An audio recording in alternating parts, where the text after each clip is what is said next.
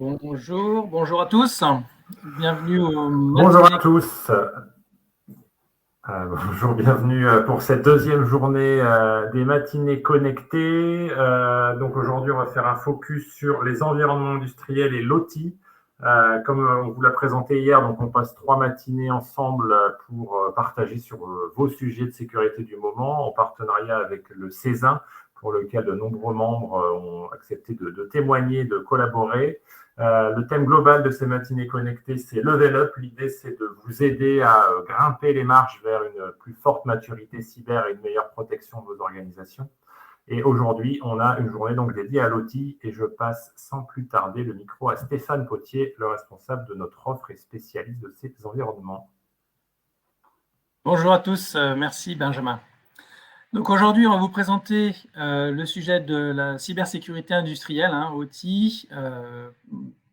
Pour ceux qui ne sont pas familiers, OT, c'est vraiment les technologies opérationnelles. C'est tout ce qui va avoir lien avec le monde physique.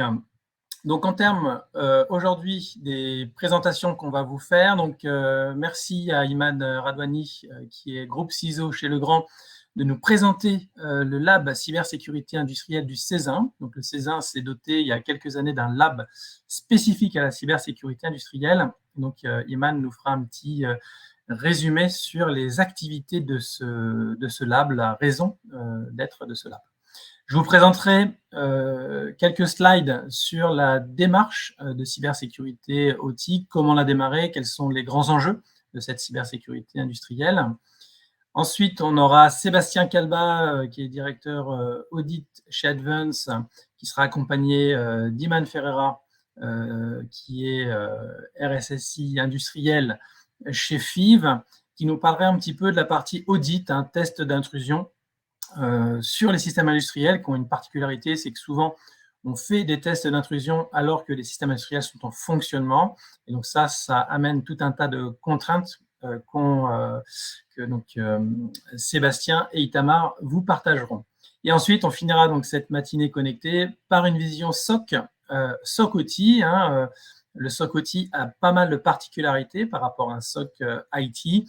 Et donc, Kevin Gaillard, qui est donc responsable de l'offre SOC OT chez Advance, vous expliquera un petit peu la démarche SOC OT, quels sont les premiers retours qu'on a vis-à-vis de cet outil. On peut considérer que c'est un outil, même si en fait, c'est beaucoup de process derrière.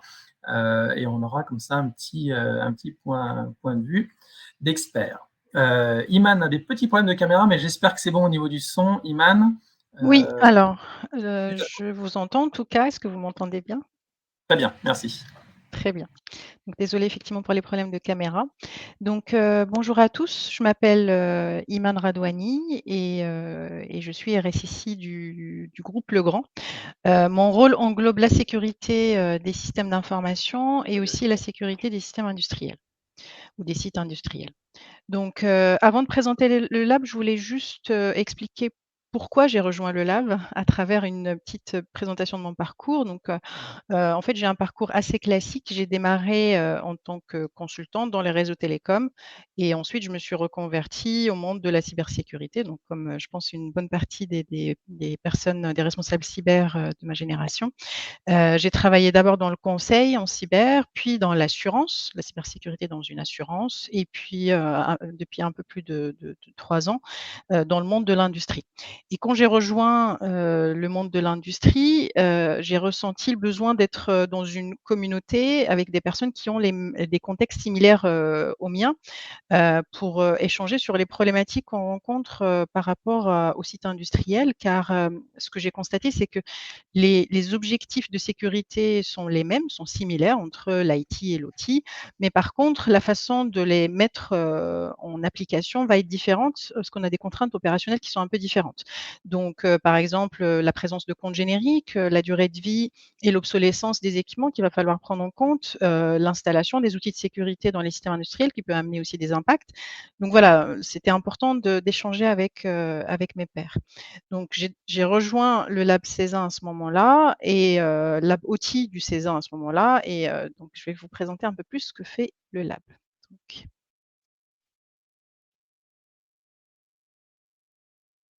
Oup, voilà. Donc, voici tout d'abord un aperçu des membres du Laboti. Donc j'ai pas pu mettre, tous les membres, donc c'est pas exhaustif comme liste, donc j'ai pas pu mettre tous les membres, mais ça donne un petit aperçu. Donc comme vous pouvez le constater, le lab est composé de personnes de tout horizon. Donc vous trouvez ici des RSSI industriels, des RSSI IT, mais qui ont un périmètre industriel, comme mon cas, des groupes du CAC 40, des petites entreprises, des secteurs d'activité qui sont assez différents. Donc vous pouvez le constater aussi, via la lecture des sociétés. Et parmi les membres, il y a aussi des RSSI en fait qui ont des expériences déjà en tant que dans les équipes de maintenance industrielle. Donc ce qui fait que, les profils sont assez variés et ça donne une richesse assez intéressante, dans le partage des différents points de vue. Donc maintenant, qu'est-ce qu'on fait, concrètement? Donc je vais essayer de passer. Donc qu'est-ce qu'on fait concrètement? Nos objectifs, donc notre raison d'être, principale, c'est d'accompagner les RSSI industriels. Ça se traduit de différentes manières. Premièrement, pour les participants du lab, donc l'objectif est de partager et capitaliser sur nos expériences. Donc par exemple, comme je l'ai dit avant, donc comment chacun juste, en partage ouvert, dans un cercle de confiance, donc comment chacun gère les risques liés au compte générique, comment chacun gère la détection et la réaction aux événements de sécurité qui touchent les sites industriels, et cetera. Deuxièmement, pour la communauté cybersécurité, l'objectif, c'est ce partage d'expérience qu'on fait entre nous, c'est de le formaliser sous forme de livrables, sous forme de présentation lors d'événements, pour le partager aussi avec le reste de la communauté cybersécurité, en faire bénéficier le reste de la communauté cybersécurité. Donc je vais vous présenter quelques exemples de livrables juste derrière. Et troisièmement, pour la communauté industrielle, donc vraiment au sens large, donc l'objectif, c'est, d'aider les RSSI industriels à sensibiliser l'écosystème. Donc on va interagir avec la communauté industrielle, les fournisseurs industriels, les responsables de sites et cetera. On le fait de différentes manières. Par exemple, on développe un partenariat avec le Gimélec, donc pour, travailler sur les problématiques communes avec les fournisseurs. Donc par exemple, comment, l'intégration de la sécurité dans la relation fournisseur, dans les contrats, dans les exigences. Donc on échange sur ces aspects-là pour faire, monter en maturité, l'écosystème et aussi, on travaille sur des présentations lors d'événements tels que, Global Industrie. Et bien évidemment, donc le groupe, c'est un groupe d'entraide, donc ça peut jouer aussi le rôle, parfois de thérapie de groupe parce qu'on partage nos problématiques. Il y a de l'écoute, donc on peut, bénéficier des conseils des uns et des autres. Donc voilà, je vais vous présenter maintenant un petit extrait de nos livrables. Ces 3 livrables, ça fait partie d'une série qui s'appelle, le guide de survie du RSSI. Donc, ils sont, disponibles et distribués sur les salons notamment. Donc il y a 3 volets sur cette série. Donc le premier volet, c'est, le do and don't.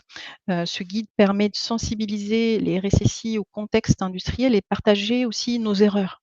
Donc par exemple, faire attention, il y a des choses toutes bêtes, mais faire attention aux instructions de circulation sur les sites. Ne pas toucher à tout. Comprendre les besoins, des sites, de disposer de données temps réel parce que les mondes IT et OT, c'est tellement différent. Donc l'idée, c'est de partager un peu les expériences liées à notre tentative déjà passée d'implémenter des choses similaires entre IT et OT. Donc c'est de dire effectivement ça s'applique pas de la même manière, voilà pourquoi. Donc c'est l'objectif de ce premier volet.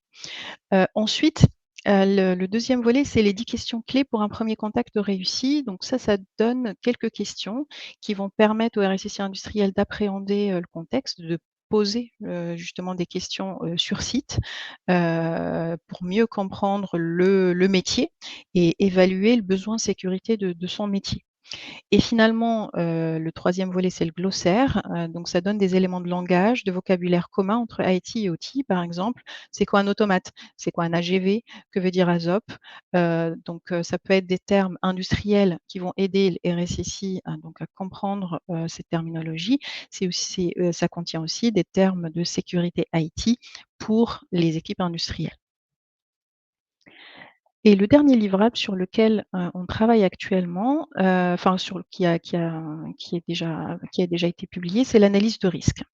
Ce qu'on s'est fixé comme objectif et comme challenge sur ce dernier livrable, c'est de proposer aux RSSI industriels une méthode qui leur permet d'identifier le risque en 2 heures chrono.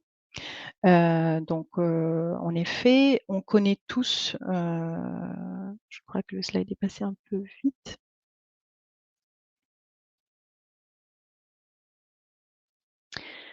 Donc on connaît tous l'état, des systèmes industriels en termes de vulnérabilité. Là aussi, ça va se baser sur nos retours d'expérience. Donc on connaît tous déjà l'état des systèmes industriels en termes de vulnérabilité. On connaît, la surface d'exposition. On a conscience que la connectivité augmente avec l'industrie 4.0.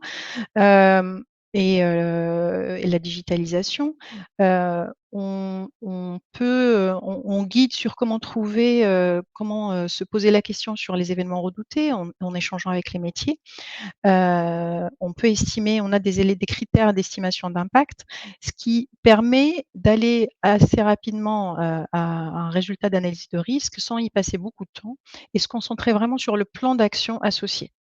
Donc c'est l'objectif principal, c'est essayer de dire, ben, en fait, on est capable d'aller assez vite dans l'analyse de risque parce qu'on connaît déjà un certain nombre de variables, de composantes du coup du système industriel et donc il faut surtout se concentrer sur le plan d'action.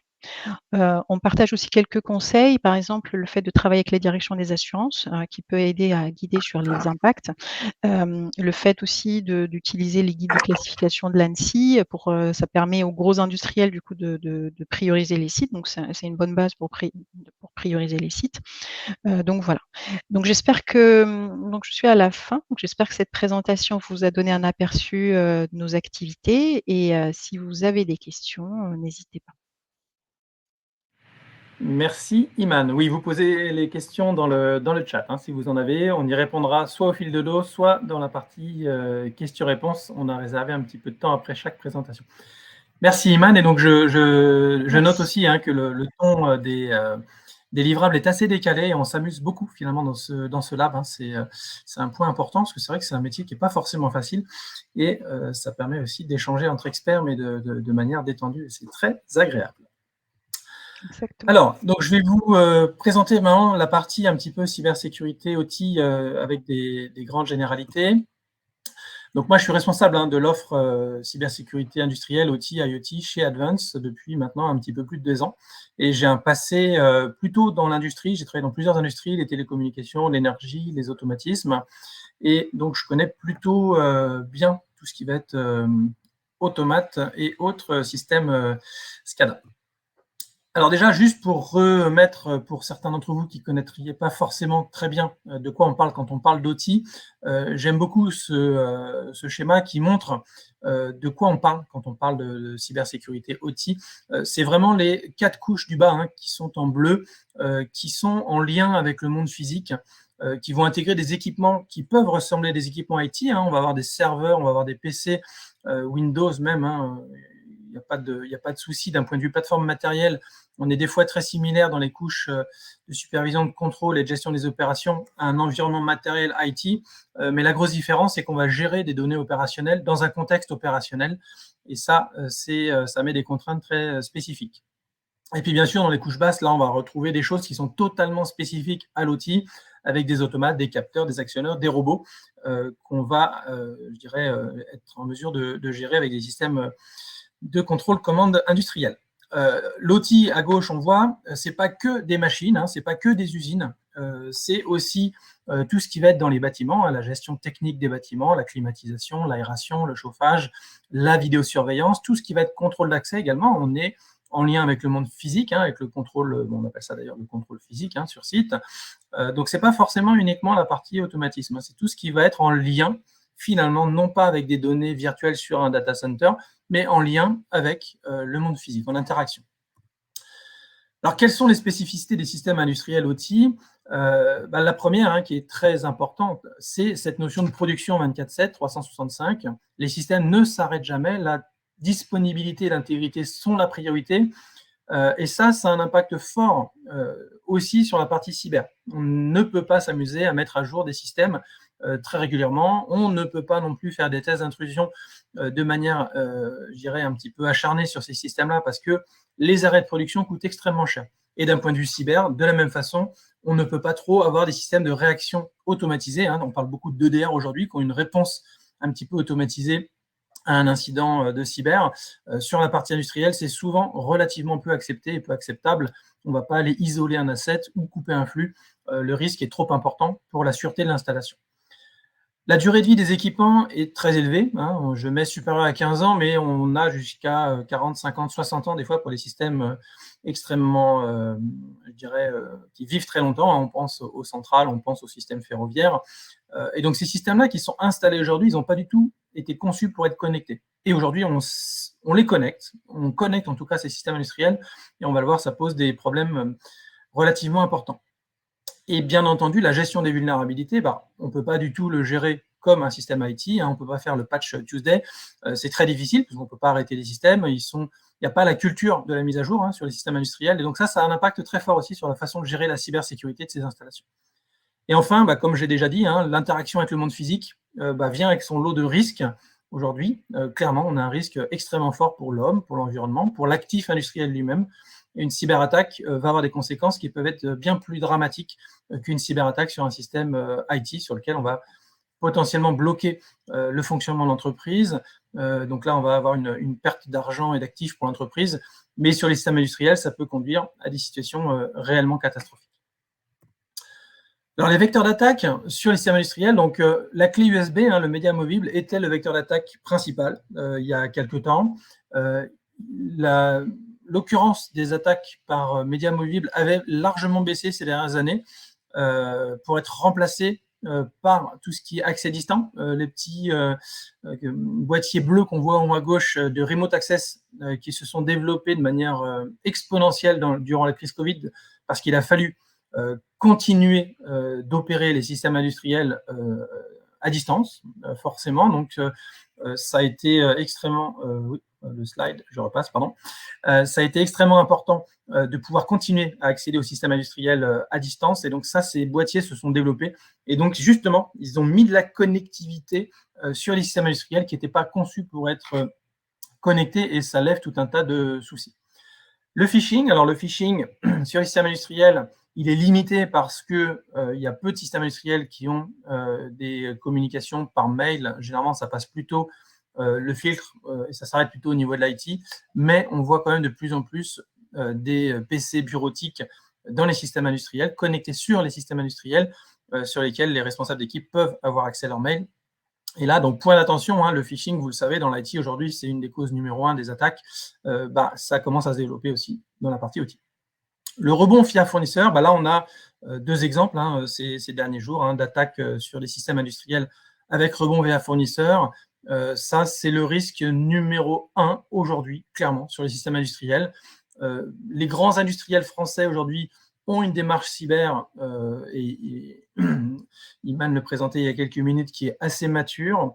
Maintenant, il faut embarquer les fournisseurs, et on le verra à la fin de ma présentation, c'est un des éléments clés aujourd'hui, puisque malheureusement, vous le savez tous, les cyberattaques, elles rentrent par le maillon le plus faible de la chaîne, et dans le supply chain, attention au maillon faible, c'est souvent dans la partie fournisseurs et prestataires. Enfin, je ne reviendrai pas sur les connexions Internet parce qu'on en a forcément beaucoup aujourd'hui sur les systèmes industriels qui sont mal maîtrisés, voire pas maîtrisés du tout. Moi, quand je fais des visites d'usine, je vais retrouver des box, des box grand public, très souvent même dans les systèmes Indus. Pourquoi ? Parce que depuis le début, on dit on ne connecte pas les systèmes Indus, mais aujourd'hui, il est pratiquement impossible de ne plus connecter les systèmes. On a un besoin de connectivité qui est important. Et si, entre guillemets, les équipes RSSI ou DSI refusent de donner l'accès aux connexions Internet, malheureusement, les gens au niveau opérationnel, ils ont besoin de faire fonctionner leurs usines et ils vont trouver des contournements. Donc, mon petit message sur le sujet, c'est qu'il faut absolument mettre en place des moyens pour offrir aux opérationnels des moyens de se connecter de manière sécurisée au système industriel et à l'Internet. Et enfin, les objets connectés qui arrivent. Alors forcément, les objets connectés, tout le monde en parle. C'est la petite blague que j'aime toujours faire, qui est très drôle. C'est le S dans IoT veut dire sécurité. Bon, il n'y a pas de S dans IoT, ça veut tout dire. Il n'y a pas de sécurité dans les objets connectés aujourd'hui, il y a de belles réglementations qui arrivent pour imposer la cybersécurité, mais vous le verrez au prochain FIC, hein, j'ai commencé à faire une démo sur un objet connecté, et franchement, c'est aujourd'hui assez hallucinant la facilité de casser ces objets connectés et d'aller, bien entendu, attaquer le système industriel à travers ces objets. Les chemins d'attaque, alors ce schéma, je l'aime bien, enfin beaucoup de personnes l'aiment bien. Pourquoi? Parce qu'en fait, il montre qu'aujourd'hui, on se focalise sur la partie cybersécurité, sur les flèches rouges en haut. Hein, on voit toujours l'attaquant arriver par les systèmes Internet, se connecter à l'IT de l'entreprise et essayer d'aller descendre sur le système industriel pour aller le bloquer. Alors pourquoi bloquer un système industriel quand aujourd'hui, on va aller bloquer les systèmes IT? C'est largement suffisant avec un ransomware pour bloquer l'entreprise, hein, l'OT s'arrête. Pourquoi? Parce qu'en fait, quand on va aller taper plus bas, plus on tape bas dans la pyramide, hein, là c'est le célèbre ISA modèle Purdue, qu'est-ce qui se passe en fait? C'est quand on va taper au plus bas, quand on va bloquer le niveau le plus bas, en fait c'est souvent le plus long à redémarrer, le plus complexe à redémarrer. Il y a souvent une politique de sauvegarde défaillante sur les systèmes industriels.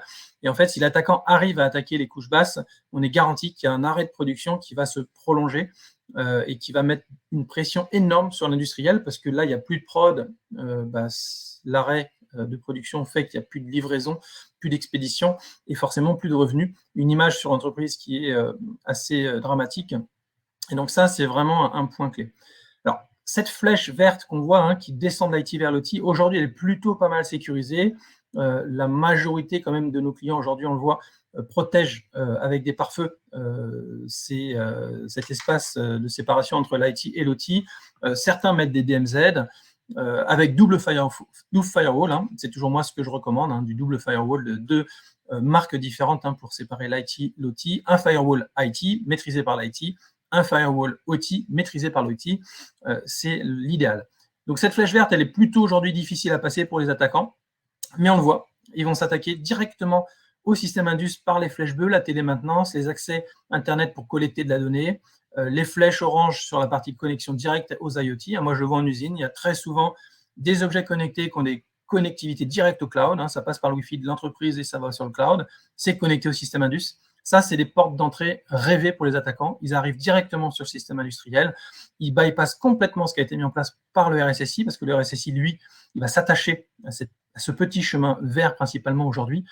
Et ça, c'est un risque. Je ne parle pas des flèches violettes à gauche, intégrateurs, mainteneurs. Ça, aujourd'hui, c'est le risque principal. Toutes les attaques que j'ai vues, sur lesquelles on est intervenu récemment, clairement, c'était le chemin d'attaque. Hein. C'est le mainteneur qui vient avec son PC, qui a fait le tour de toutes les usines depuis 3 semaines. La clé USB, où le PC n'est pas bien équipé, pas d'EDR, pas de station blanche, et on va aller infecter le système industriel directement au niveau du SCADA, des automates, voire des capteurs.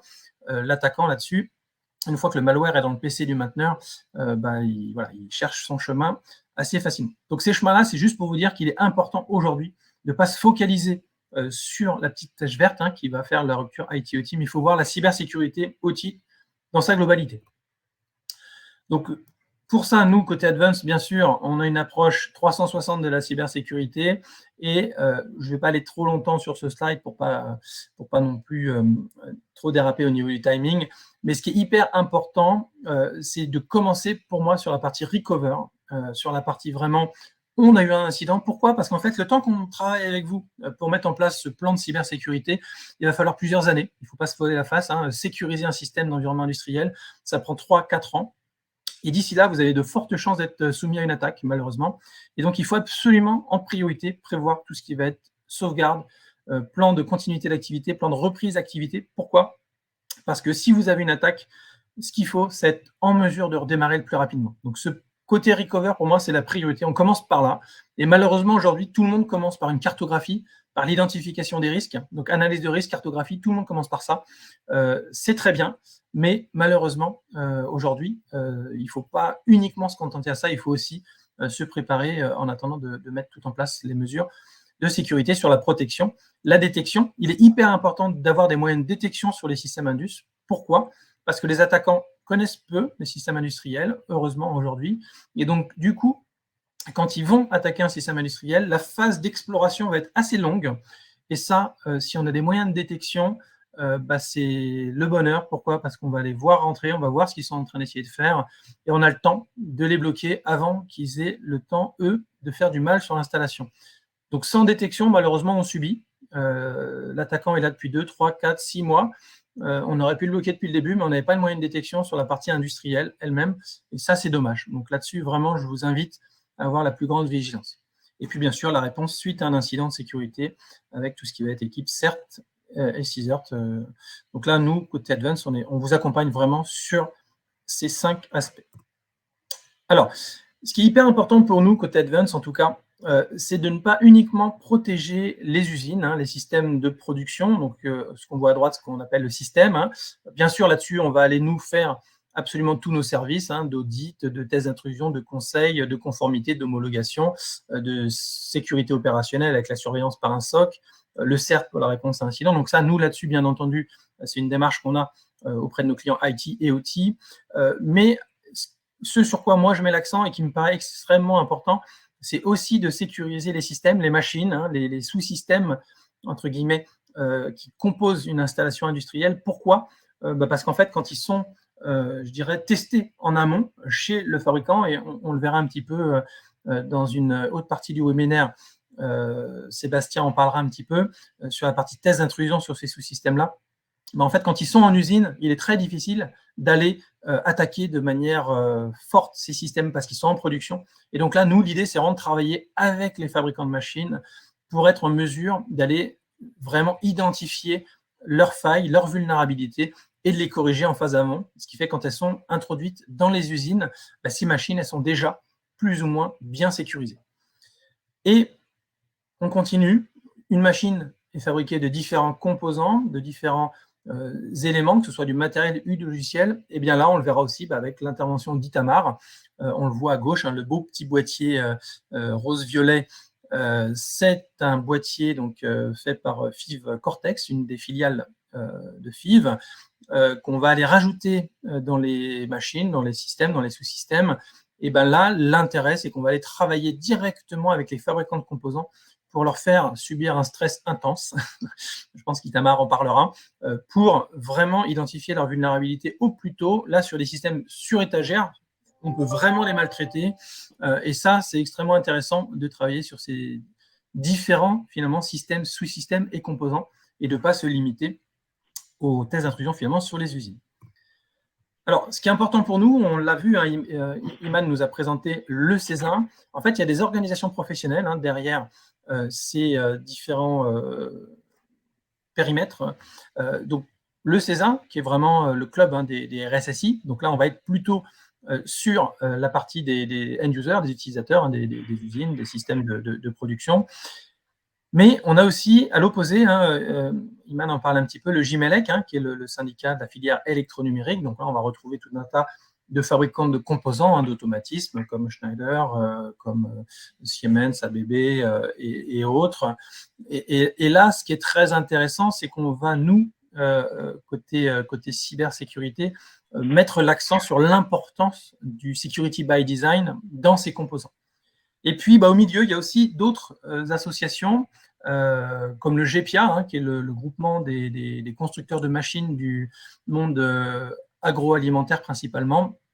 Et là, on travaille avec eux aussi pour sensibiliser les constructeurs de machines à la fois à introduire de la cybersécurité dans leur système, de demander à leurs fournisseurs de composants de fournir des solutions de cybersécurité et enfin de sensibiliser aussi leurs utilisateurs sur les bénéfices, je dirais, et sur la façon d'intégrer les machines de manière sécurisée.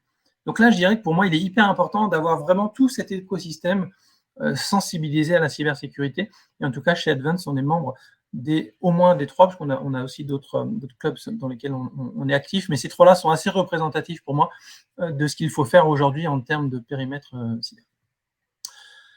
Alors, un point clé, j'en parlais au tout début, la partie prestataire, fournisseur, c'est aujourd'hui une chose qui est extrêmement importante à sensibiliser. Et qu'est-ce que vous pouvez faire en tant que RSSI pour un petit peu, je dirais, leur faire prendre conscience, parce qu'ils n'ont pas conscience aujourd'hui, les fournisseurs prestataires, c'est vraiment des gens qui ont besoin d'être aujourd'hui sensibilisés. Comment est-ce qu'on va faire en sorte qu'ils prennent en compte la cybersécurité dans leurs activités? Alors, la première brique disponible pour vous, c'est votre PSSI. Il faut partager votre PSSI. Alors, idéalement, même une PSSI industrielle. Je connais certains clients qui ont une PSSI spécifique industrielle. Là, c'est idéal. Pourquoi une PSSI industrielle? Parce qu'en fait, on va aller écrire une PSSI industrielle en utilisant du vocabulaire qui va être compris par des fabricants de composants et de sous-systèmes qui ne sont pas du tout des gens de l'IT, qui ne sont pas du tout des gens de la cyber. Et donc là, il faut adapter le vocabulaire, il faut adapter le pragmatisme du livrable au niveau PSSI. Et nous, on travaille avec pas mal de clients aujourd'hui à la rédaction, enfin l'accompagnement de la rédaction des PSSI industriels. Mais en tout cas, si vous avez déjà une PSSI, n'hésitez pas à la partager avec vos partenaires, vos fournisseurs, vos prestataires, et de l'expliquer. Pourquoi vous avez mis en place cette mesure? Et aujourd'hui, c'est vraiment une des étapes clés qui n'est pratiquement, malheureusement, jamais faite.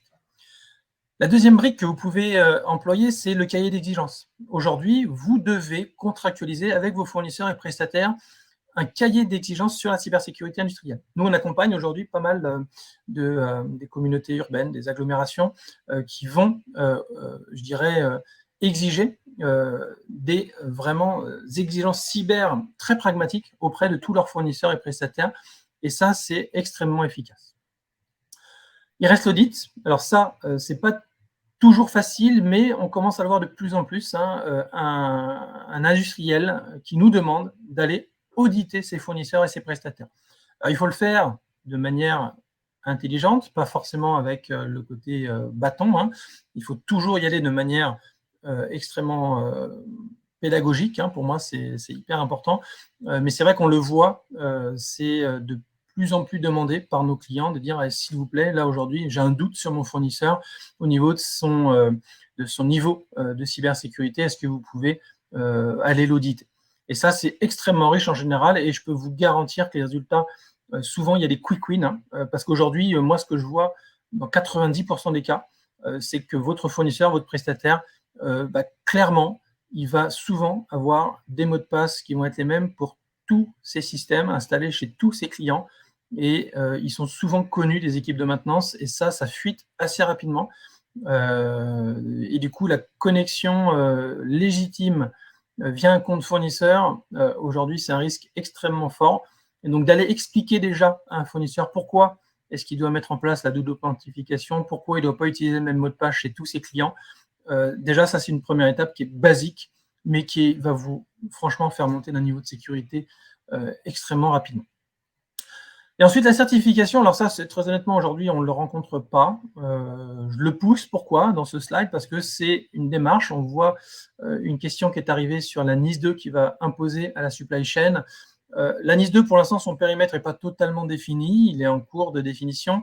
Il y a deux directives réglementations qui arrivent. Donc, c'est le Cyber Resilience Act qui va arriver, qui va concerner plutôt les composants et ça qui sera bien pour la partie système, sous-système. Le NIS 2, clairement, aujourd'hui, il faut qu'il s'impose à la supply chain, pour moi. C'est extrêmement clair, parce que sinon, ça ne sert à rien. Si on protège son usine, mais qu'on ne protège pas sa supply chain, en fait, je dirais que le risque, il n'est pas très réduit. Et donc, cette certification, justement, ça, c'est quelque chose que vous pouvez commencer aussi à demander à vos fournisseurs et prestataires. Alors, la 62443, qui est un terme un peu barbare que j'emploie 3 fois par jour, qui est un petit peu lourde. Il ne faut pas se cacher non plus. Quand on démarre la cyber-OT, on se dit, oh là là, il faut être conforme 62443. Ça fait plutôt peur qu'autre chose. Mais c'est quand même une bonne base. Pourquoi? Parce que c'est un standard international, ça c'est important, une norme internationale.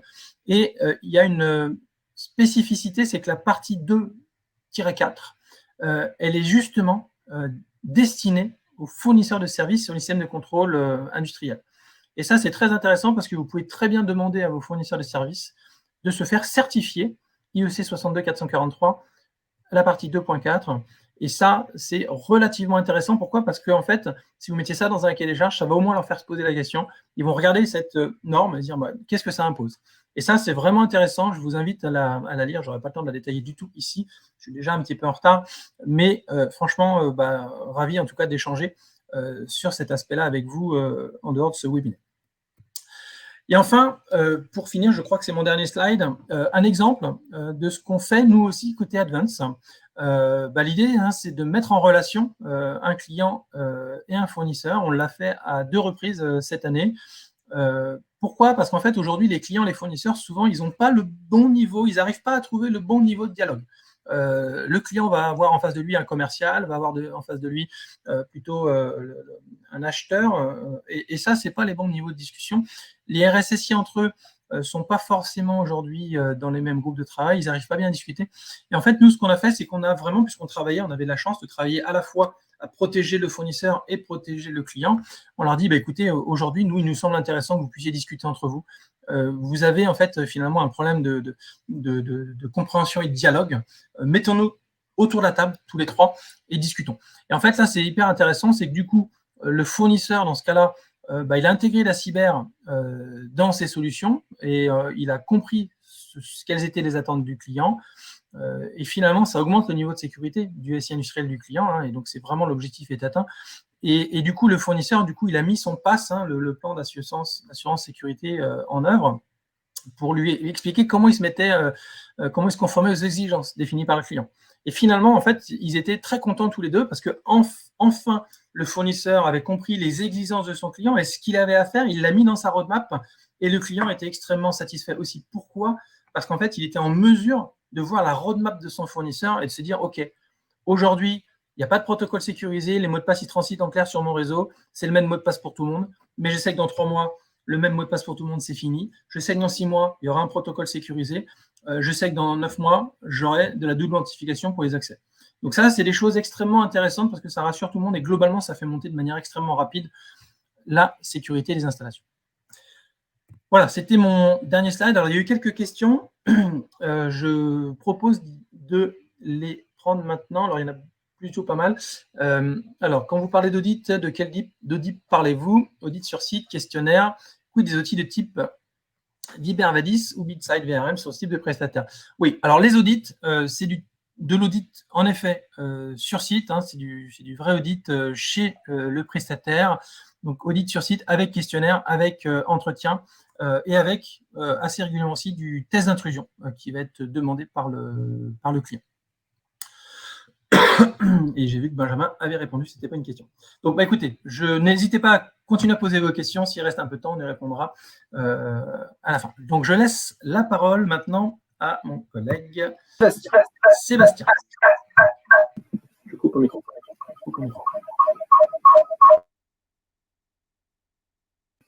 C'est bon. Parfait.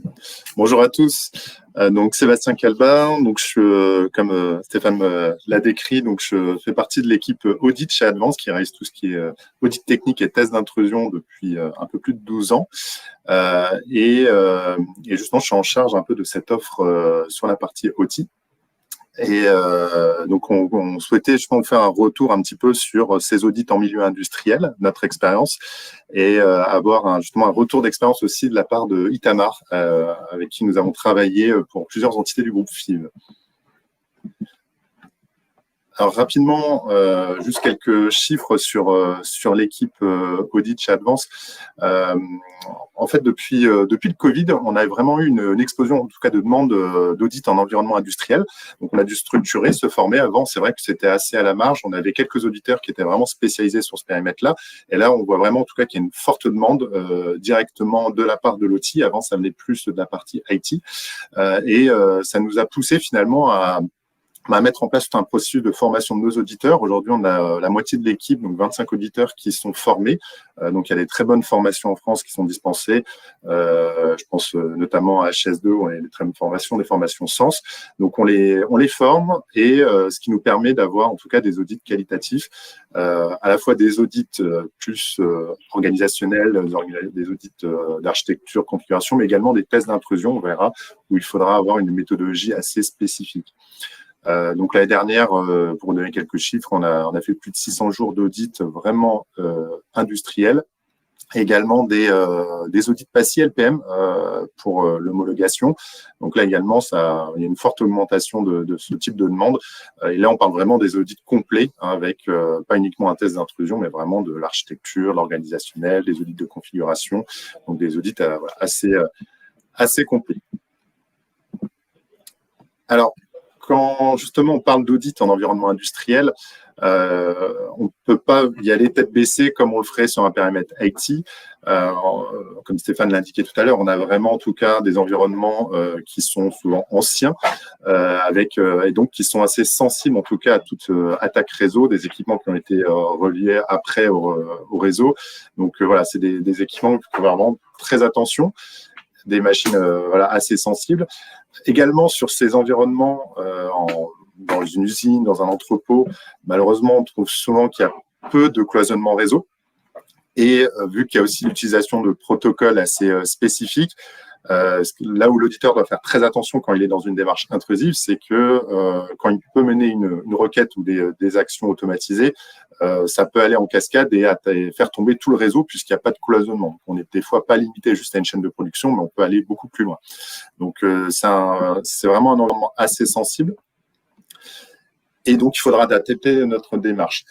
Également, faut que, avant chaque audit, il faut bien sûr avoir en tête les événements redoutés, qu'est-ce qui est craint par les clients. Ça permet vraiment derrière d'adapter la démarche, de cibler finalement les failles qui pourraient vraiment faire mal, entre guillemets, aux clients. Et également d'adapter le plan d'action, de prioriser en fonction finalement de ce qui est le plus critique. Donc forcément, on pense immédiatement à tout ce qui est arrêt de production, qui est vraiment le premier sujet qui est abordé quand on arrive pour un audit de sécurité sur un environnement industriel. Mais il n'y a pas que ça. Également, tout ce qui va toucher à l'altération du processus de production, d'altérer la manière dont sont produites les choses. On pense notamment à certaines attaques comme Stuxnet où il y avait ce type d'attaque qui était mise en place où on allait modifier les turbines assez finement pour avoir des conséquences catastrophiques derrière. Donc il y a l'altération qui est importante. Cette altération peut forcément avoir des répercussions sur les humains. On parle potentiellement d'explosion au niveau des usines, par exemple. Donc, ça peut avoir des conséquences pour le personnel, les automaticiens, mais également pour l'environnement, avec des conséquences catastrophiques. Donc, là aussi, à prendre en compte. Le point aussi qui revient souvent, c'est tout ce qui va toucher à la traçabilité de la production. Il y a eu malheureusement des événements récemment sur des produits qui ont été faits et altérés. Je pense par exemple à tout ce qui touche à la fabrication de produits pour le lait pour les enfants. Donc ça aussi, c'est des choses qui sont extrêmement contrôlées et il y a besoin d'avoir une traçabilité vraiment fine pour savoir exactement si tout s'est déroulé comme ce qui avait été prévu. Donc la traçabilité est très importante et également le vol de données stratégiques il y a également des produits qui sont où la recette est tenue secrète depuis de nombreuses années comme une certaine boisson sucrée. C'est des choses qui sont demandées par nos clients de savoir si on peut ou pas voler ces données-là. Donc, une fois qu'on a ces données-là en tête, le point important aussi, c'est de cadrer finalement le périmètre de l'audit sur cet environnement. Donc, le modèle Purview est vraiment très intéressant pour ça. Ça permet en tout cas, côté client, de se dire jusqu'où je vais mener mon audit et savoir quelle démarche je vais adopter en fonction de là où je veux aller. Forcément, tout ce qui va être plus test d'intrusion va être plus à l'aise pour le mener sur toutes les couches hautes, toutes les couches qui concernent l'IT, et descendre progressivement jusqu'à la couche numéro 1 aux automates. On va vraiment frôler cette partie-là. On va plus aller sur la partie supervision et la partie automate. Donc, c'est notre vision côté Advance de pas aller plus loin quand on est sur des environnements de production. Plutôt d'avoir, pour limiter forcément les impacts, et plutôt d'avoir sur les couches vraiment très basses, d'avoir une démarche plus boîte blanche, d'échange avec les équipes, de relevé de configuration, et comme on l'indiquait tout à l'heure, directement finalement de travail main dans la main avec les fournisseurs de machines, d'automates, pour anticiper finalement les éventuelles failles, et surtout être dans un environnement où il n'y a aucun risque. Donc, c'est pour ça qu'on a adapté finalement la démarche en fonction du périmètre et directement, on a pu contacter les bons fournisseurs, les bonnes personnes en fonction de la démarche. C'est-à-dire que les fabricants de composants industriels, donc comme on y reviendra juste après avec FIV, nous sollicitent pour en amont tester leurs solutions. Les fabricants également de machines industrielles, donc les fameux sous-systèmes, là également en amont, on va pouvoir auditer leurs machines et avoir une démarche spécifique. Et derrière, faire également des tests pour les usines ou entrepôts. Donc, je propose de revenir sur chacun de ces environnements et de la démarche qui est associée. Donc d'abord sur la partie plus usine-entrepôt, donc les clients finaux, c'était vraiment en tout cas la base, c'était ces audits-là qui étaient le plus demandés au début. Et ce que nous préconise côté Advance, c'est vraiment, comme je disais, d'avoir une démarche en boîte blanche, de ne pas y aller comme on pourrait le faire des fois en IT sur une démarche Red Team et de ne pas prévenir les équipes. Là, c'est plutôt dangereux et même pour vraiment embarquer les équipes dans cette démarche sécurité, c'est vraiment préférable en tout cas de les prévenir, d'anticiper, de faire une visite d'usine, de rencontrer les automaticiens, de leur expliquer la démarche, de comprendre finalement qu'est-ce qui a été mis en place, de comprendre concrètement quels sont les risques, là où il faudra justement faire attention, les points sensibles. Donc de comprendre les procédures, de commencer à faire un inventaire, une cartographie, et déjà à ce moment-là de comprendre le périmètre et d'avoir déjà un premier niveau de sécurité à proposer. Et ensuite, en fonction de toutes ces données-là, de pouvoir proposer une démarche technique, de revue technique plus poussée, avec sur les environnements sensibles où on sait que on n'a pas le droit de faire tomber quoi que ce soit, d'avoir plus une démarche de revue de configuration, et sur le reste, d'être plus sur une démarche intrusive pour trouver vraiment les failles qui peuvent être réellement exploitées. Donc, on teste toute la chaîne, c'est-à-dire depuis Internet avec tous les accès de télémaintenance qui sont de plus en plus ouverts, également de tout ce qui est IIoT avec des automates qui sont directement reliés au cloud. Donc, on va tester cette partie qui est visible depuis Internet, directement depuis l'usine, de regarder tous les points d'accès sans fil, le Wi-Fi et autres technologies sans fil.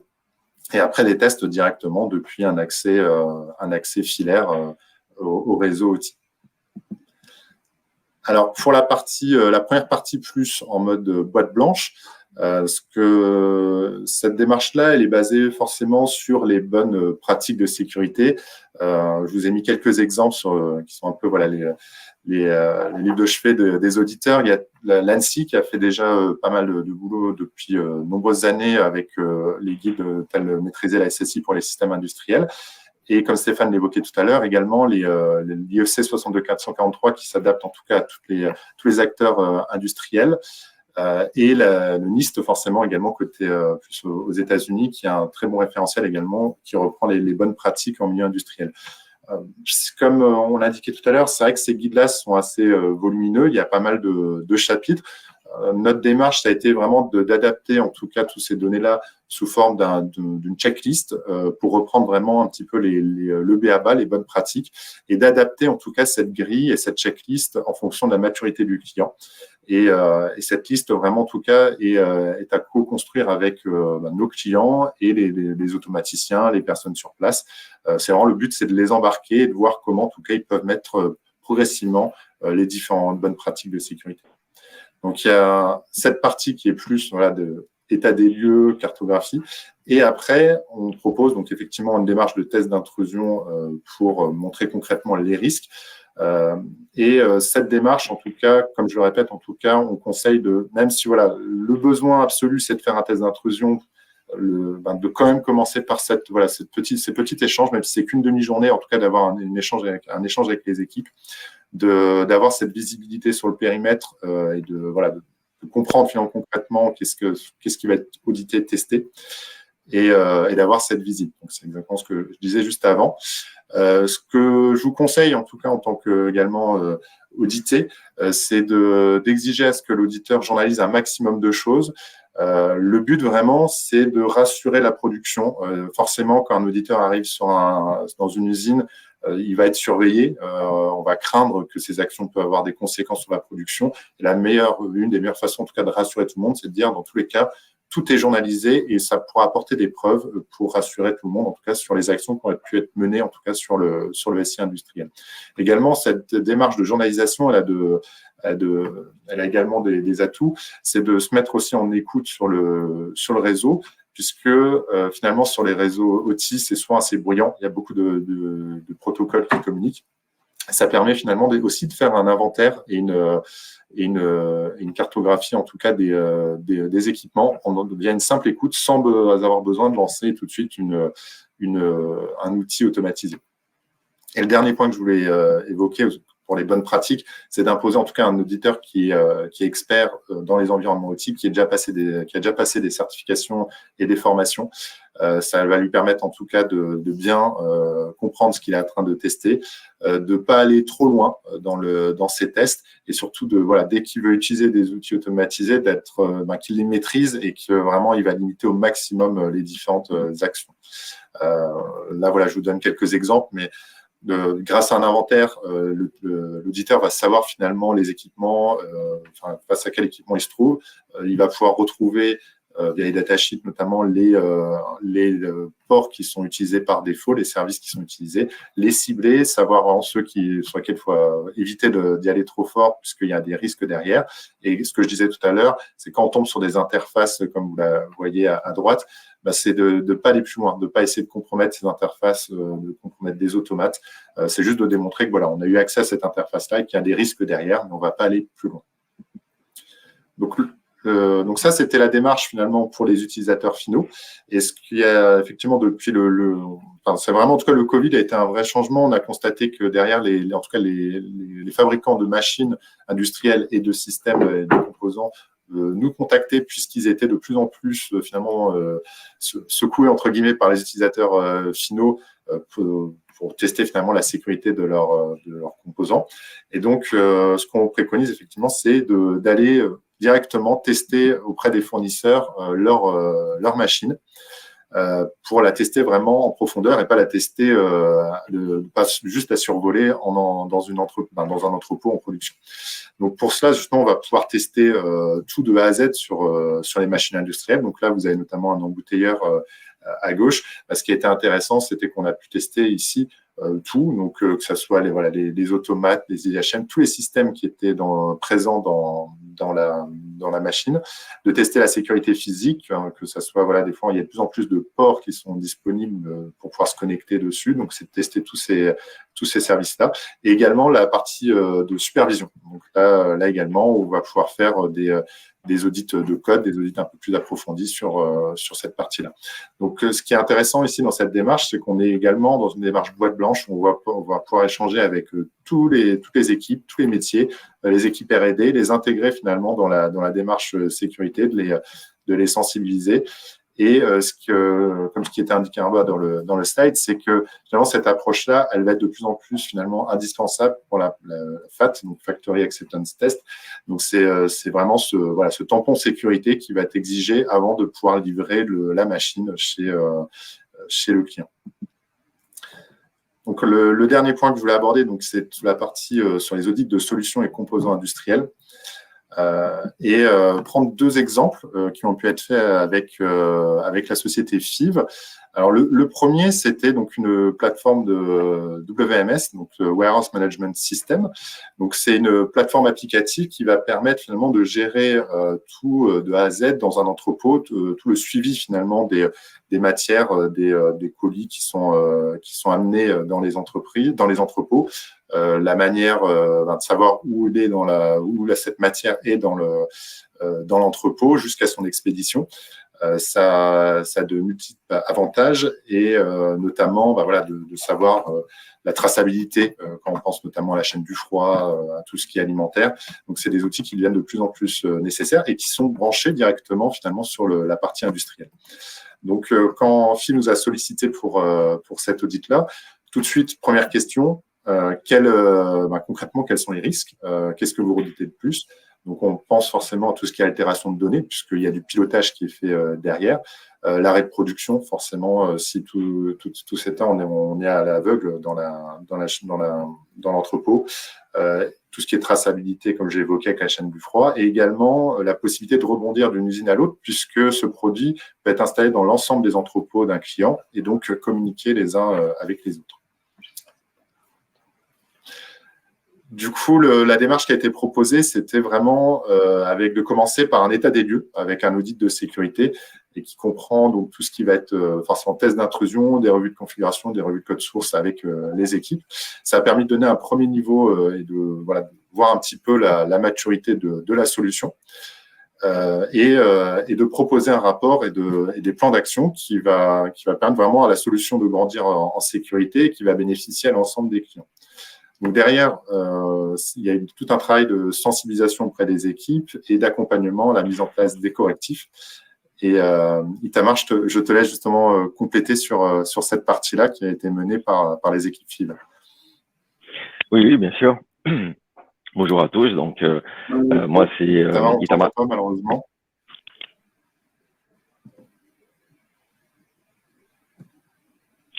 Est-ce que vous m'entendez maintenant? Non, pas de son. J'entends, c'est bon, oui.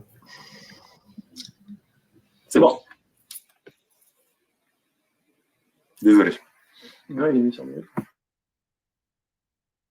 Moi, c'est Itamar Ferreira. Je suis le responsable de cybersécurité sur la partie industrielle du groupe FIV, et plus particulièrement d'une de nos filiales qui s'appelle FIV Cortex.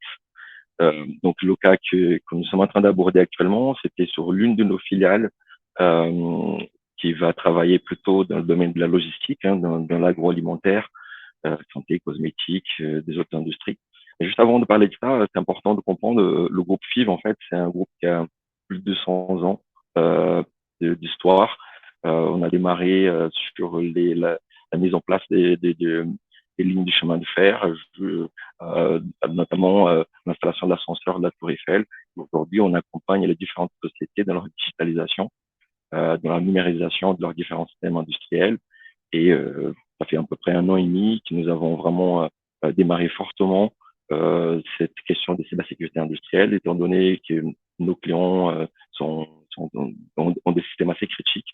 Donc, on a pris le pas depuis 1 an et demi pour vraiment essayer de protéger ces environnements-là. C'est la raison pour laquelle on a pris contact avec Advent pour justement nous assurer, garantir que les solutions qu'on va proposer chez nos clients ne vont pas ouvrir une brèche et ramener une responsabilité dans la société. Pour vous donner un peu un retour d'expérience sur mon background, ça fait une 20aine d'années que je suis dans le domaine des télécommunications et des réseaux, un peu comme Imen l'a expliqué avant, plusieurs années dans la télécommunication, de la sécurité de ce système-là, l'interconnexion des différents systèmes industriels.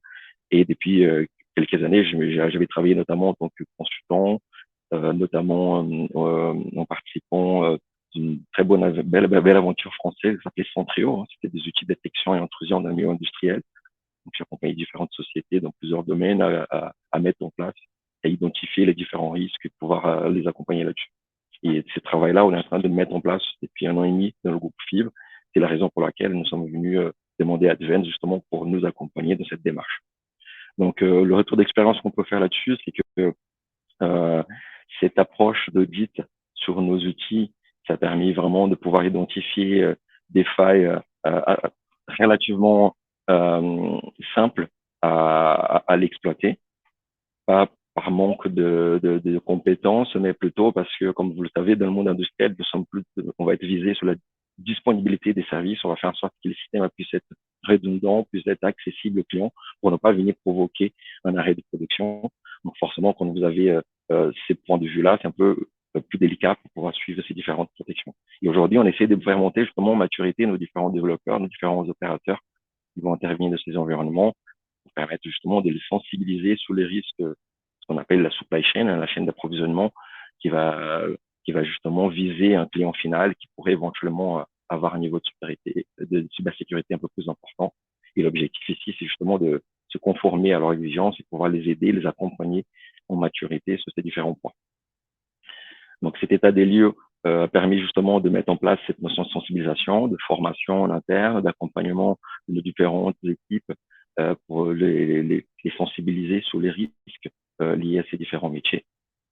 Et bien évidemment, une fois qu'on a démarré l'ensemble de ces actions, il y a un plan d'action qui est mis en place et il va falloir développer l'ensemble de ces protections, que ce soit au niveau process, que ce soit au niveau technique, que ce soit au niveau architecture, que ce soit vis-à-vis de nos fournisseurs eux-mêmes, parce que comme il expliquait très brillamment Stéphane précédemment, on va devoir aussi descendre ces différentes exigences auprès de nos fournisseurs, parce que c'est eux qui sont le maillot faible aujourd'hui, étant donné qu'ils n'ont pas les ressources ni les compétences pour pouvoir gérer ce genre de problème. Donc, c'est à nous de pouvoir aussi justement les accompagner de manière proactive, d'une manière positive, les faire rentrer dans ces différentes problématiques et nous accompagner aussi de monter notre robustesse de nos solutions. Bien évidemment, après ces différentes contre-mesures, il y a tout un ensemble de tests qui est fait, de validation pour s'assurer que l'ensemble des mesures mises en place ont été couvertes et protègent nos clients. Et c'est justement toute cette notion de tests de sécurité qui ont été faites dans nos infrastructures, donc un FAT, un Factory Acceptance Test, qui va permettre justement de valider la robustesse de nos solutions avant l'arrivée sur le site client. Et bien évidemment, lors de la phase de déploiement, de livraison vers le client, il y a toute une série de tests qui c'est important aussi de le faire, pas au même niveau, parce qu'on risque de mettre en péril la production, mais en tout cas pour s'assurer qu'il y a un certain nombre des bonnes pratiques qui ont été faites et avoir une certaine de certification, de validation auprès des clients lors du passage de ces solutions.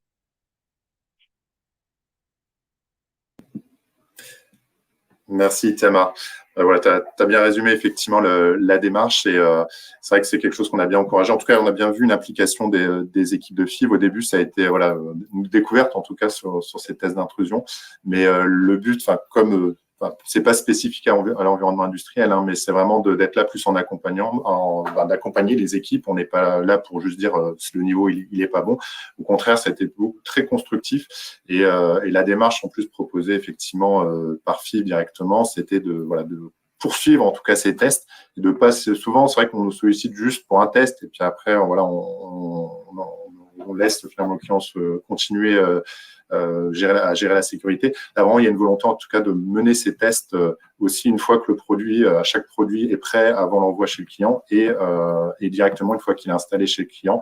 Donc là, le site Acceptance Test, comme tu le disais. Alors, pour finir très rapidement, l'heure tourne vite. Le deuxième retour d'expérience qui a également été très intéressant avec FIV. Donc là, on était plus sur l'entité Cortex, donc c'est le fameux boîtier dont parlait Stéphane tout à l'heure, qui donc une passerelle qui est mise directement notamment dans les usines, qui va finalement se collecter de la donnée auprès de toutes les machines, les capteurs, qui va faire ces données-là, va les traiter, va faire de la modélisation prédictive, et derrière, ça va pouvoir donner justement un tableau de bord et également faire de la prédiction sur les éventuelles pannes à venir. Donc c'est un produit très intéressant qui va vraiment en tout cas traiter beaucoup de données, et qui est disponible sous différentes formules, soit depuis le cloud, donc directement avec une interface accessible depuis Internet, soit uniquement en interne ou en version Edge. Donc forcément, on pense tout de suite à de nombreux risques avec toutes les données confidentielles qui sont traitées par ce boîtier-là. Donc il y a vraiment un focus qui a été demandé quand FIV a demandé à auditer ce boîtier. C'était vraiment de se dire est-ce que les données qui sont dans ce boîtier-là peuvent être récupérées par un attaquant. Et également, on pense à tout ce qui est risque de rebond. Est-ce que ça pourrait faire finalement un cheval de Troie pour un attaquant, ce qui parviendrait à compromettre le boîtier qui est connecté directement sur le réseau industriel des clients finaux. Donc, la démarche qui a été proposée. Ah, Itamar, tu voulais compléter? Non, je disais tout à fait, oui. Mais en fait, pour nous, c'est justement ça. On a ce boîtier qui va être déployé chez notre client pour connecter directement aux machines, pour pouvoir, en communiquant dans les protocoles industriels qui les sont associés, pour pouvoir justement aider les opérateurs à avoir une visibilité de leur processus, les aider justement à identifier les failles et pouvoir justement faire de la maintenance prédictive, les accompagner sous cette amélioration de digitalisation. Le problème, c'est qu'en effet, ici, le risque, c'était que notre boîtier soit une porte d'entrée, une porte dérobée pour ces genres d'environnement. Donc, pour nous, c'était très important de pouvoir s'assurer d'être validé par un prestataire externe qui, en plus de toutes les étapes de protection qu'on avait mis en interne, la prise de conscience de la direction de l'entreprise, c'est important pour nous aussi d'avoir une validation externe, des experts, des professionnels qui viennent vraiment jouer avec la machine, la mettre un peu en difficulté. Et ça nous a été fortement positif parce que ça nous a permis de notifier certaines failles et pouvoir les corriger au bon niveau, hein. Comme le disait Sébastien, on a visé justement ce boîtier qui est en local, qui est en mode edge. Donc, on va pas aller mettre le même niveau de protection qu'on va trouver sur des solutions cloud, des solutions on-premise. Donc, en fait, pour chacune de nos offres, on a pu vraiment cibler le bon niveau de sécurité, le bon niveau de protection à mettre en place sur ces boîtiers-là. Et pour nous, c'était quelque chose d'assez intéressant. Et justement, la démarche qui a été choisie, puisqu'il y avait vraiment de gros enjeux sur ce boîtier-là et une volonté de la direction de FIV de rassurer les clients et également d'anticiper les futures réglementations à venir, c'était de se dire, voilà, est-ce qu'on peut aller sur quelque chose d'assez fort? Et la démarche qu'on a proposée, c'était une démarche d'homologation qui va forcément impliquer donc les équipes, la direction qui va s'engager finalement sur le niveau de sécurité et Advance en tant qu'expert. Et cette démarche reprend quelque chose de très classique, mais qui marche très bien, c'est de se dire, on va mettre en place une homologation. On va définir les critères d'homologation, donc des choses qu'on vous a déjà expliquées tout à l'heure, justement sur l'IEC 6243, le NIST ou l'ANSI. Donc, on part de ces guides de bonne pratique-là. Après, on réfléchit ce que Itamar venait de dire, finalement, quels sont les risques pour le boîtier. Donc, on part d'abord sur une analyse de risque et après, on va pouvoir mener toute une série d'audits poussés pour identifier finalement les failles qui pourraient mettre en avant des événements redoutés.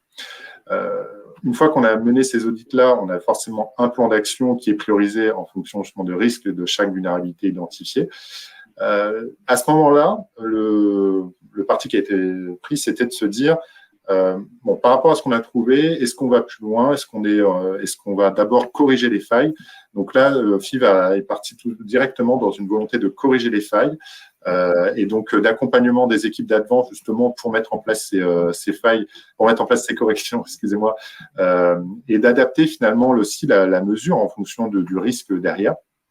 Une fois qu'on a réussi justement à avoir un niveau acceptable, on a pu formaliser un dossier d'homologation et passer devant une commission d'homologation qui était forcément composée de la direction de FIV, mais également d'experts en environnement OT et qui a permis de donner donc à la fin une homologation du boîtier sur 3 ans. Et l'intérêt également de cela, donc c'était de prouver en tout cas qu'il y avait un processus de sécurisation by design au client, mais également d'adopter la démarche sur 3 ans, de se dire, dès qu'il y aura une évolution des produits, une intervention d'Advance sera là pour justement réévaluer en tout cas et s'assurer que le boîtier est toujours au bon niveau. Tamar, je te laisse peut-être compléter. Oui, c'est exactement ça. Nous, évidemment, on a décidé de partir sur cette démarche-là parce que les contraintes de certification aujourd'hui, elles sont relativement fortes, notamment dans ce monde industriel avec des algorithmes où on va devoir mettre à jour régulièrement des applications, des échanges avec le client. C'est pas tout à fait évident de pouvoir certifier ce genre de produits parce que c'est une démarche longue, relativement coûteuse. Et donc voilà, donc pour pouvoir à chaque fois, à chaque version logicielle, à chaque nouvelle modification, certifier ces genres de produits, c'est un peu compliqué. Et l'homologation, c'est quelque chose qui est exigé dans le cadre de la LPM pour les organismes d'importance vitale. Ça n'est pas pour les entreprises privées, mais on a décidé de suivre cette démarche-là parce que c'est quelque chose qui est assez intéressant. Ça permet de valider un périmètre d'un système d'information sans pour autant avoir des équipements certifiés à l'intérieur, mais ça permet de couvrir un ensemble de périmètres. C'est ce qu'on a fait. On a homologué le périmètre de production de notre boîtier, le périmètre de maintenance et support vis-à-vis de nos clients, et évidemment toute la partie administration interne de notre entreprise pour la partie informatique pour isoler nos différents systèmes. Donc pour nous, c'était très intéressant. Ça nous a permis d'avoir une démarche validée pendant une période de 3 ans et de nous aider à suivre les évolutions de cet environnement-là. Et en cas de changement majeur, évidemment, passer sur un nouveau processus de validation auprès des équipes techniques d'Advance. Mais c'était une très bonne expérience en tout cas. Merci. Un peu d'écho. Merci beaucoup Itamar, merci beaucoup Sébastien pour ce témoignage. Nous allons passer la main à Kevin Gaillard qui va nous parler un petit peu du SOC OT, quelles sont ses spécificités. Et n'hésitez pas à continuer à poser vos questions dans le chat et on y répondra au fil de l'eau ou après, bien entendu, ce webinaire. À toi, Kevin. Bonjour à tous. Je vais me présenter très rapidement dans le temps qui me reste. Donc, je suis Kevin Gaillard. J'ai un passé d'auditeur principalement dans le monde du télécom et du retail. Et là, j'ai basculé finalement depuis peu dans la partie SOC justement pour apporter mon expérience et avoir une approche différente et complémentaire par rapport à ce qui se faisait nativement déjà côté IT. Donc voilà, je vais vous présenter finalement mon retour d'expérience côté SOC là en 3 temps. Bon, déjà pour commencer la présentation du SOC OT de manière globale. Ensuite, commencer à trouver, se poser la question, finalement trouver l'équilibre entre, surtout faire la différence entre qu'est-ce qu'un incident cyber versus est-ce que c'est plutôt un dysfonctionnement technique. Donc c'est de qualifier finalement au mieux ce qui arrive dans vos entreprises. Et pour finir, je terminerai du coup sur une petite thématique autour du laboratoire OT IoT, puis les apports finalement pour nous et puis pour nos clients. Donc, pour commencer, là, on va se poser la première question, c'est l'OT IoT, le futur Eldorado des attaquants. Alors, comme l'indiquait Stéphane, Sébastien et Tamar à travers leur présentation, on sait, c'est un constat, que l'OT IoT est plutôt mal protégé, et ce, des fois aussi par design ou par historique, etc., etc. Même, par exemple, les derniers composants qui peuvent sortir peuvent être livrés aussi avec des vulnérabilités. Donc, finalement, on hérite de ces vulnérabilités-là, puis dans un écosystème tel que l'industrie, c'est difficilement maîtrisable et on ne peut pas avoir la main sur tout. Ensuite, on a un deuxième pan là en bleu, ça va être l'augmentation de la connectivité. Suite au Covid, finalement, on s'est retrouvé avec de plus en plus d'accès 4G, 5G, etc., sur nos infrastructures à des fins de maintenance, par exemple pour tout ce qui est maintenance prédictive et autres, donc avoir des consoles SaaS depuis chez soi ou avoir par exemple des opérateurs ou des mainteneurs avec des accès finalement de plus en plus faciles et accessibles. Ensuite, pour les attaquants, la pastille verte, on va être plutôt sur les gains potentiels importants, c'est-à-dire que finalement, un arrêt de production, ça coûte très cher et c'est facilement quantifiable pour une entreprise industrielle versus une entreprise IT. Et dernier point de l'Eldorado, finalement, c'est la montée en compétence des attaquants sur le système industriel. Alors oui et non, dans le sens où finalement avec l'intelligence artificielle, notamment avec ChatGPT, c'est de plus en plus facile de traduire par exemple un payload en Python, donc une attaque en Python, et de le retraduire par exemple, ou d'essayer de s'en approcher sur un protocole type Modbus ou autre, finalement un protocole où on peut communiquer avec le système d'information ou la chaîne de production. Donc en fait, il y a deux vecteurs, effectivement, il y a la montée en compétence des attaquants, mais aussi l'intelligence artificielle au bénéfice des attaquants, hélas. Donc voilà. C'est ça. Donc l'évolution des besoins et des menaces côté OT IoT. Donc en fait, principalement, on a deux gros secteurs.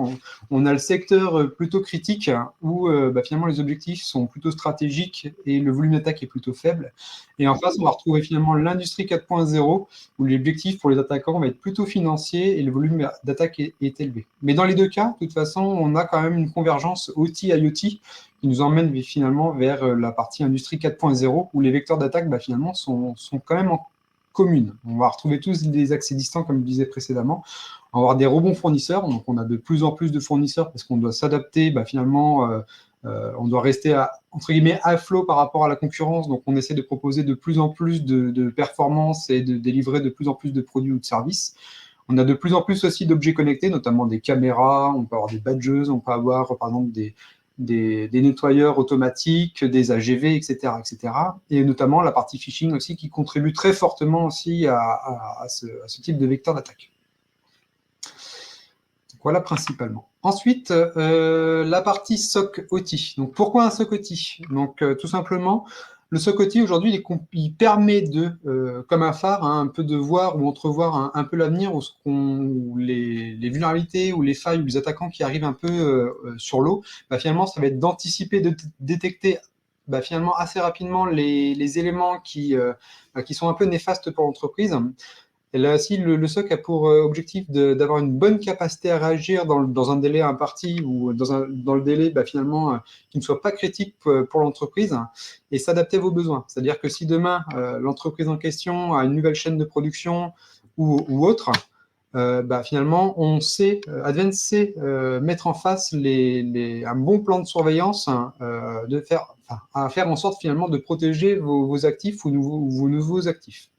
Et en complément de ça, on va retrouver finalement tout ce qui est intelligence artificielle, machine learning justement avec nos différents outillages et notre équipe. Et surtout, on sait s'adapter face aux menaces par rapport justement aux remontées que fait Sébastien Calba, par exemple, dans le cadre de ses audits, mais aussi à travers Stéphane Potier, par exemple, pour la partie conseil ou retour d'expérience côté client. Donc voilà, on essaye finalement de capter le maximum d'informations, on essaie de le traduire finalement en plan de surveillance SOC. Donc la partie SOC OT est un peu différente finalement du SOC IT. Donc de quoi finalement est composé ce SOC-là? D'experts cyber et métiers. Donc là, il est important effectivement de bien sizer les équipes et d'avoir finalement un interlocuteur systématique en face de presque chaque ligne de production, finalement pour comprendre de quoi il en ressort. On va aussi retrouver un outillage plutôt adapté. On ne va pas retrouver des outils classiques du monde IT, tout ce qui est par exemple scanner d'intrusion et toute cette panoplie-là, ou même lors des audits qui sont lancés par exemple par l'équipe de Sébastien Calba. Finalement, on y va avec des pincettes dans le sens où les composants qui sont en face sont peu robustes à certains types d'attaques. Donc c'est pour ça qu'on a un outillage dédié et spécifique qui a pour vocation finalement à avoir zéro, voire peu d'impact sur la production. Ensuite, une équipe pluridisciplinaire lors des incidents. C'est-à-dire que lors des incidents, on va faire effectivement appel à une équipe complète côté cyber, mais complète aussi côté client. Donc, c'est-à-dire des automaticiens, des responsables de site. Ça peut être aussi des responsables QHSE pour savoir finalement si l'incident peut faire appel à tel ou tel risque. Par exemple, des risques pétrochimiques, des risques d'explosion et autres. Ensuite, une forte réactivité pour un retour à la normale dans les plus brefs délais. L'objectif, c'est souvent Stéphane qui nous sort finalement ce risque-là. C'est-à-dire que, par exemple, pour une usine de chocolat, si on n'arrive pas à remettre en temps et en heure l'usine dans un état, dans un fonctionnement nominal, finalement, en 2 heures de temps, le chocolat a séché dans les pipelines, et à partir de là, c'est la catastrophe, parce que finalement, un arrêt de 2 heures se transforme en arrêt de 3 semaines, parce que finalement, il faut casser tout le chocolat dans tous les pipelines, et c'est très compliqué à revenir à la normale.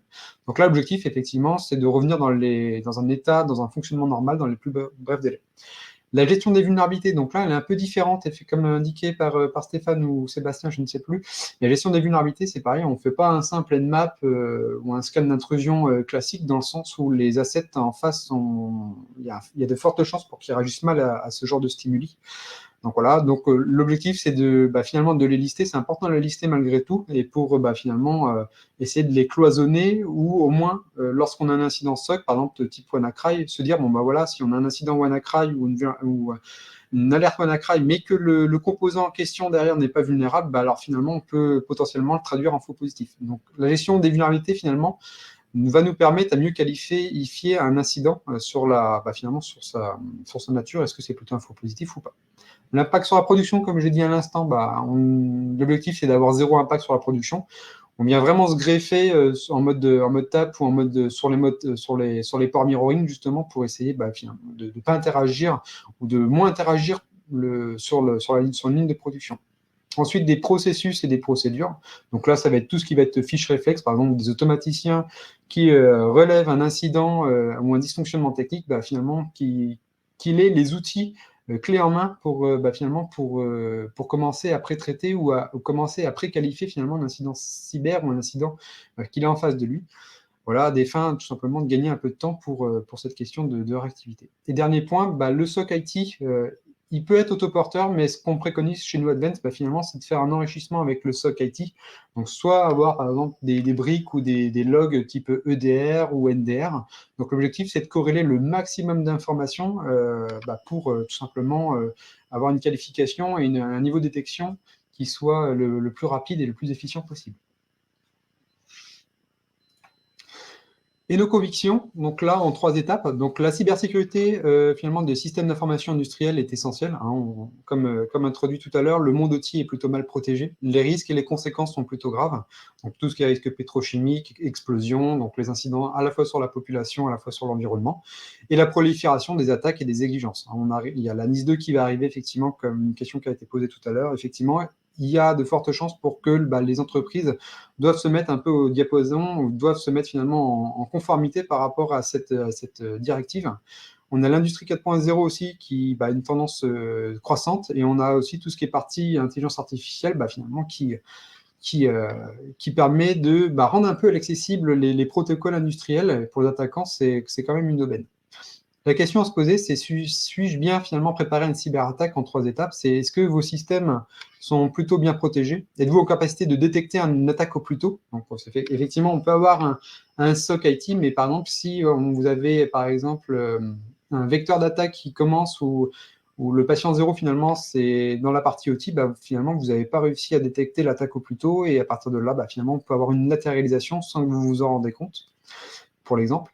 Et comment limiter la durée d'un arrêt de production suite à une attaque IT? Donc, ça fait aussi référence à ce qu'a dit Stéphane Potier en début de séance, comme quoi bah, il est important de se préparer avant la cartographie, finalement, à mettre en place un plan de reprise d'activité ou un plan de continuité d'activité avant finalement d'utiliser les autres pans de la partie NIST, si je ne me trompe pas.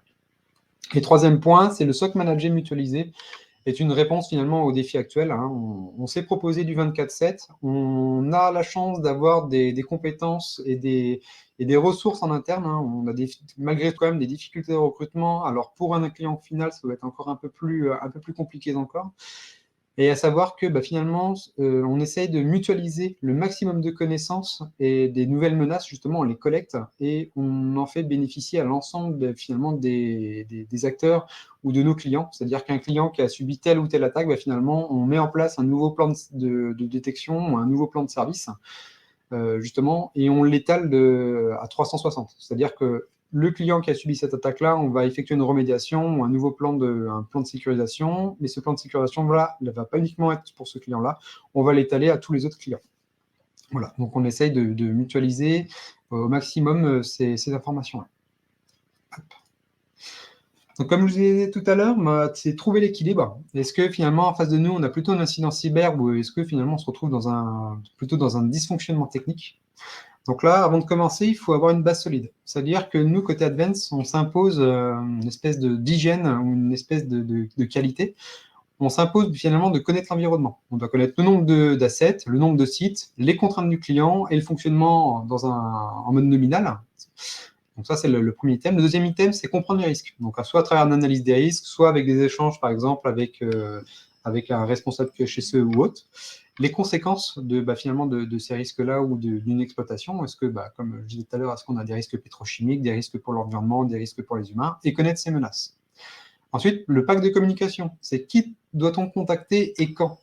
C'est-à-dire que pour une chaîne de production X ou Y ou sur des sites distants, ça ne va pas être les mêmes opérateurs. On va essayer finalement de taper vite et fort et trouver directement le correspondant pour éviter potentiellement le phénomène du téléphone arabe ou du ping-pong, tout simplement. On doit mettre aussi une communication étroite avec les opérateurs, c'est-à-dire comprendre finalement leurs problématiques qu'ils ont sur site et finalement comment être le plus efficient possible lorsqu'on a un incident, à la fois un dysfonctionnement technique ou un incident cyber. Et avoir des référents côté OT, IoT, IT, hein, c'est l'essentiel. Quatrième point, c'est avoir les bonnes ressources. Comme je disais tout à l'heure, c'est avoir finalement des experts en cybersécurité et des experts en métier. Mais au-delà de ça, il faut avoir aussi un bon dimensionnement. C'est-à-dire qu'on ne peut pas avoir un expert cybersécurité pour 300 000 assets. Pareil pour côté métier, on ne peut pas avoir un référent unique pour 5 ou 10 lignes de production sur 5 sites distants, ça va être compliqué. Et dernier point, ça va être finalement la source d'information. Est-ce qu'on est plutôt monosource? Est-ce qu'on fait de l'enrichissement? Est-ce qu'on se base sur la partie Cyber Threat Intelligence? Voilà. Donc là, je vais revenir sur la partie source d'information. Et finalement, ces 5 maillons, finalement, ont constitué une base de travail solide pour finalement qualifier au mieux un incident cybersécurité ou un dysfonctionnement type technique. Donc chez Advance, on a entre guillemets 3 vagues. On a la première vague représentée en bleu où finalement on a uniquement le SOC OT IoT. Donc comme je vous l'ai dit tout à l'heure en introduction, c'est que finalement il est quand même autoporteur, mais notre objectif c'est quand même de tendre vers un niveau 2 ou un niveau 3. Le niveau 2, le niveau 3, c'est tout simplement l'ajout finalement de technologie ou de prise de log ou de prise d'informations sur les endpoints, par exemple à travers un EDR. Ou par exemple le niveau 3, où en plus de l'EDR, finalement, on lance des scans de vulnérabilité sur le monde IT, par exemple, ou finalement on fait de la gestion de vulnérabilité sur le monde IT. Donc le fait finalement, je vais parler surtout de la partie 3, le fait finalement d'augmenter nos sources permet d'être plus efficient en termes de détection, mais aussi de l'ordre de la qualification via un système d'enrichissement. C'est-à-dire que pour le level 3, par exemple, on a des signaux faibles tout en bas. Plus on va avoir de signaux faibles, finalement, le level 3 ou la vague numéro 3, les signaux faibles vont être détectés très largement en amont par rapport à un level 2 ou un level 1. une fois qu'on a réussi à faire cette corrélation de signaux faibles, bah, finalement, on peut le remonter en termes de détection d'incidents. C'est-à-dire que la petite croix verte, finalement, détecte à la date auquel le SOC détecte qu'il y a un accident. Et ensuite, on arrive à la qualifier, par exemple, avec la source d'informations multiples et corrélées, bah, finalement, on arrive à faire une qualification en 2 heures. Quand finalement un level 2, on va mettre un peu plus de temps à la détection parce qu'on aura un peu moins de signaux faibles, et en termes de qualification, on va mettre un peu plus de temps. Et pour le level 1, c'est encore pire. Du fait finalement qu'on a peu de signaux faibles et peu finalement de mapping ou de corrélation entre les signaux faibles, finalement la qualification va être un peu plus difficile et on va potentiellement devoir faire appel à plus d'experts ou plus de personnes compétentes justement pour qualifier l'incident. Donc voilà. À savoir qu'à droite, on va retrouver finalement la sophistication de l'attaque. Donc je l'ai noté de 0 à 80, mais plus l'attaque, par exemple, est sophistiquée, moins on a de chances d'avoir des signaux faibles. Et potentiellement, avec un level 1 ou un level 2, finalement, on pourrait passer à côté de signaux faibles ou d'une attaque tout simplement.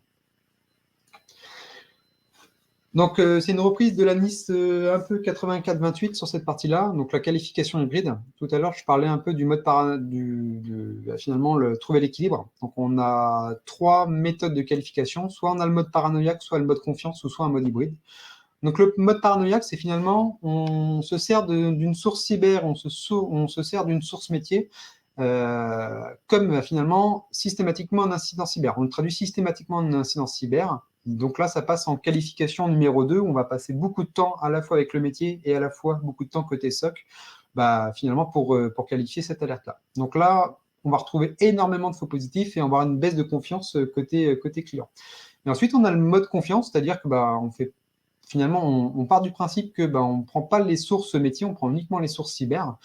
Donc là, en termes de visibilité, finalement, on se cantonne à ce qu'on remonte avec nos sondes OT et on ne prend pas du tout en compte ou peu en compte finalement la partie métier. Donc là, effectivement, on va avoir peu de faux positifs, c'est l'avantage, mais par contre, côté approche ou côté finalement surveillance, on va avoir une perte de visibilité qui est quand même pas des moindres. Et en plus, en termes d'interaction avec le métier, c'est pas ce qui est favorable.